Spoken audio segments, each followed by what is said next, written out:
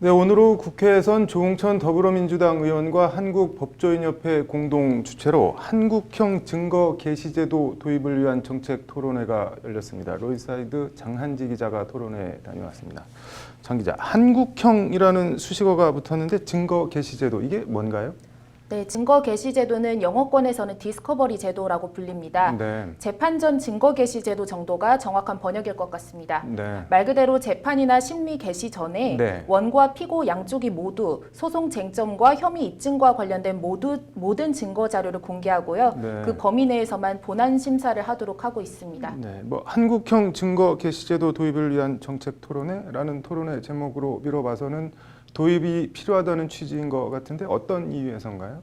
네, 크게 두 가지입니다. 네. 먼저 재판의 공정성 그리고 신속성과 효율성입니다. 네. 먼저 공정성 관련해서는요. 네. 증거 게시 제도는 통상 기업을 상대로 한 집단 소송에서 많이 진행이 됩니다. 네. 우리나라의 경우 가습기 살균제 사건이나 불타는 BMW 사건을 생각하시면 될 것 같습니다. 네. 소비자들이 피해를 배상받기 위해서는 상대 회사의 과실이 있음을 입증해야 하는데 네. 관련 핵심 자료는 회사 측에서 갖고 있는 경우가 대부분입니다. 네. 이른바 기울어진 운동장에서 플레이를 해야 한다는 건데요. 네. 토론회를 주최한 조응천 의원의 말을 들어보시죠. 네.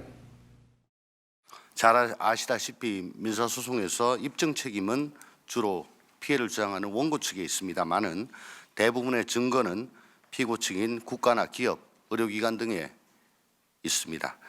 이러한 증거의 구조적 편제 현상이 지속되다 보니까 사건 자체가 진위 불명의 상태가 되고 또 패소가 증거 게시 제도는 이런 정보 비대칭성과 불균형 해소를 할 수 있는 강력한 제도입니다. 네. 기업이 관련 자료를 공개하고 공개한 자료 범위 내에서만 쟁점을 다툴 수 있도록 하고 있기 때문입니다. 네. 토론회를 주최한 김정욱 한국법조인협회장의 말을 직접 들어보시죠. 네. 그동안 우리 사회의 사회적 약자들은 자기 사건의 증거에 대한 접근권을 제대로 보장받지 못한 나머지 실체적 진실과 동떨어진 판결로 인한 피해를 보는 일이 많았습니다. 한국형 디스커버리 제도가 그러한 사회적 약자들의 방어권 행사, 권리 실현에 도움을 줄 수 있는 방편이 되지 않습니다. 재판 신속성 및 효율성 이거는 어떤 얘기인가요, 그러면? 네, 2018년 민사 본안 통계에 따르면 네. 1심 평균 처리 기간은 4.9개월인 반면 2심인 항소심은 평균 8개월이 소요되는 것으로 나타났습니다. 네. 1심보다 2심 심리 기간이 한참 더 오래 걸리는 건데요. 네. 일단 1심이 끝났으면 2심에선 1심에서 문제된 쟁점 위주로만 다시 다퉈야 하는데 네. 증거 조사부터 다시 다 시작해서 네. 새로운 쟁점까지 내놓으며 다투다 보니까 1심보다 항소심이 훨씬 더 길어지게 되는 겁니다. 네. 그래서 재판 개시 전에 관련 증거를 모두 다 공개하고 네. 공개한 자료 안에서만 다투는 증거 개시 제도가 도입이 되면 네. 이런 항소심 재판 기간 역전 현상은 물론 네. 1, 2심 모두 재판이 훨씬 신속하고 효율적으로 진행될 것이라는 게 오늘 네. 토론회 참석자들의 인식입니다. 앞서 영어권에서는 디스커버리 제도라고 한다고 하는데 해외 법률 선진국에서는 이거 어떻게 하고 있나요?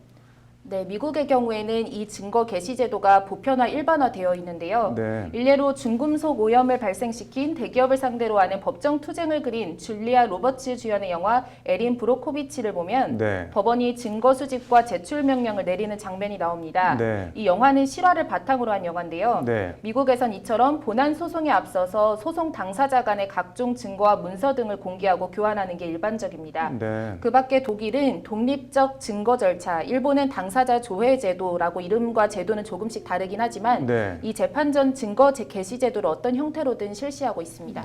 오늘 토론회 법무부 관계자도 참석했다고 하는데 법무부 입장은 어떻게 되나요? 네, 도입 필요성과 취지에 대해서는 법무부도 공감을 하고 있는 것 같습니다. 네. 법무부 관계자는 실무적으로 미국에서는 당사자의 합리적 접근 가능성을 기준으로 공개 대상 범위와 유형을 정하고 있는데 네. 이제 우리나라에서는 어느 범위까지 또 어떤 형태로 제출받을 것인지를 등을 정해야 한다고 말했습니다. 네. 이 관계자는 그러면서 이제 정보 제공 불이행에 대해서 어떻게 제재할 것인지, 그리고 부제출을 허용하는 면책 특권은 둘 것인지, 그리고 비용 부담 문제는 어떻게 해결해야 할 것인지 등에 대해서도 구체적으로 논의해야 한다고 밝혔습니다. 네. 제도가 장점이 있을 수만은 없을 테지만 취지가 좋다면은 정치하게 논의해서 도입하는 쪽으로 가는 게 맞는 방향처럼 보이네요. 오늘 잘 들었습니다.